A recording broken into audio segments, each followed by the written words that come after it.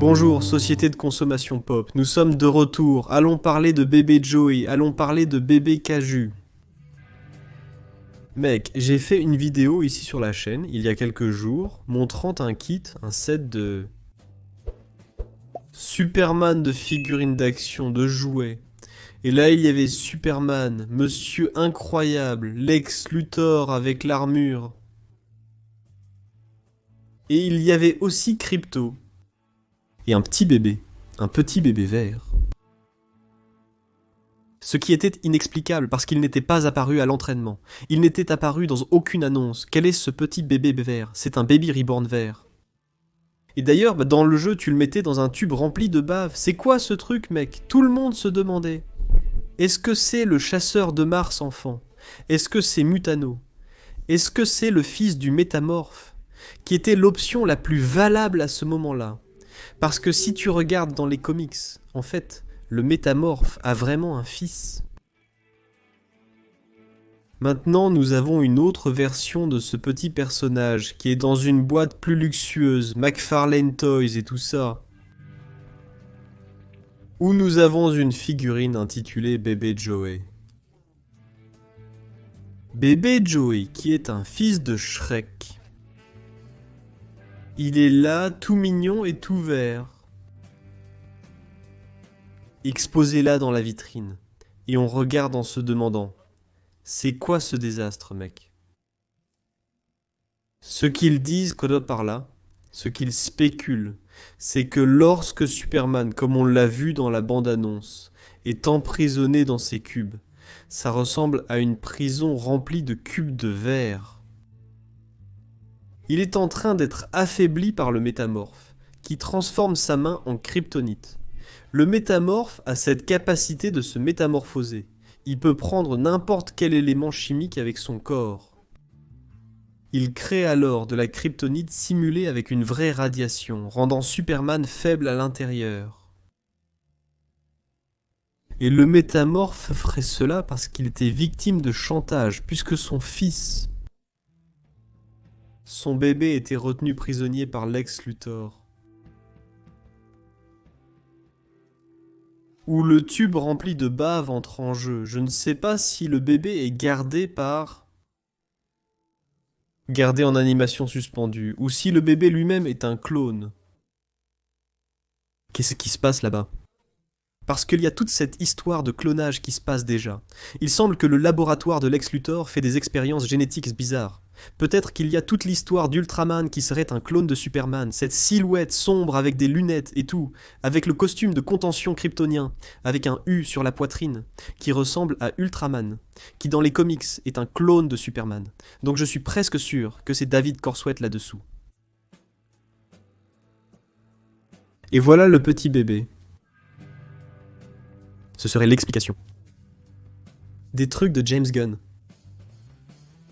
En plus du petit bébé, nous avons aussi le petit kaiju.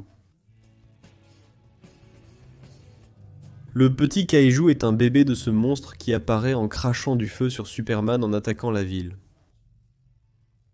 Quand j'ai vu le monstre, j'ai dit qu'il avait une vraie tête de monstre, et aussi un peu une tête de bonnet. Ce monstre doit être un... Il ressemble à Croque-Mou de dragon. Et maintenant, j'ai une version bébé de lui. Qu'est-ce que je déduis de toute cette histoire? Lex Luthor est en train de créer des kaijus dans son laboratoire. Et c'est lui qui envoie le monstre attaquer la ville pour provoquer Superman, pour attirer Superman, quelque chose comme ça. Quelque chose dans les plans maléfiques de Lex Luthor. Il fait ses expériences. Donc il y a l'expérience métamorphe, l'expérience kaiju, et l'expérience Superman qui relie tous ces liens. Et là, on peut avoir, dans le laboratoire de Lex Luthor, ces petites créatures mignonnes qui sont maintenant vendues, comme produits dérivés. Et voilà le grand coup de génie. C'est ça. On connaît les combines de James Gunn.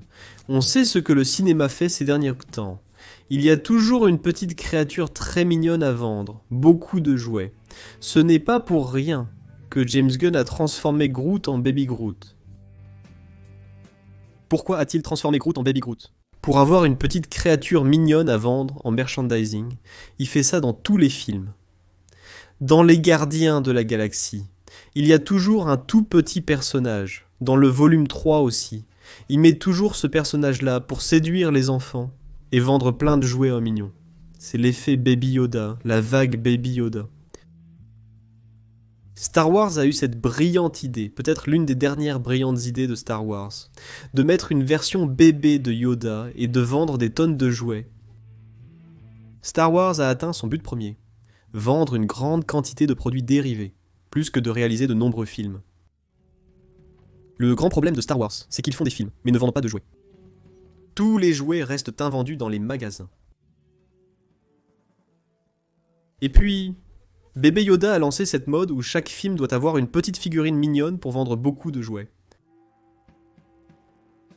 Stitch se vend comme des petits pains, il ne me laisse pas mentir.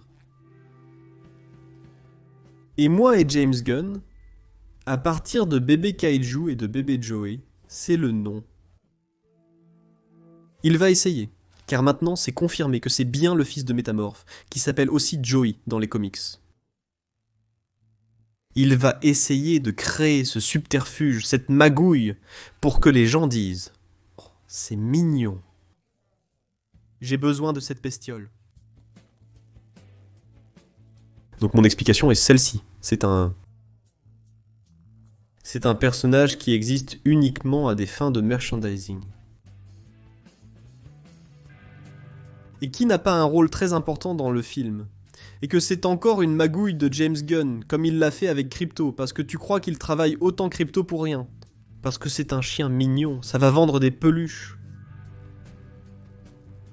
Une grande partie des bénéfices du film provient de la vente de produits dérivés. De la libération des droits, des licences.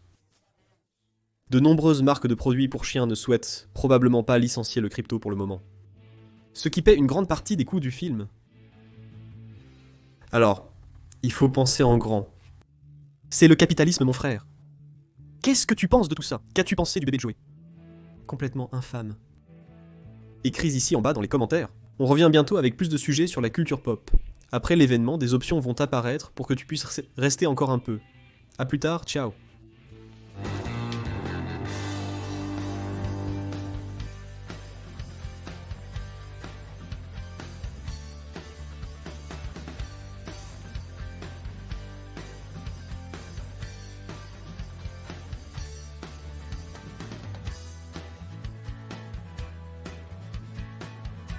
Sous-titres Adriana Zalto.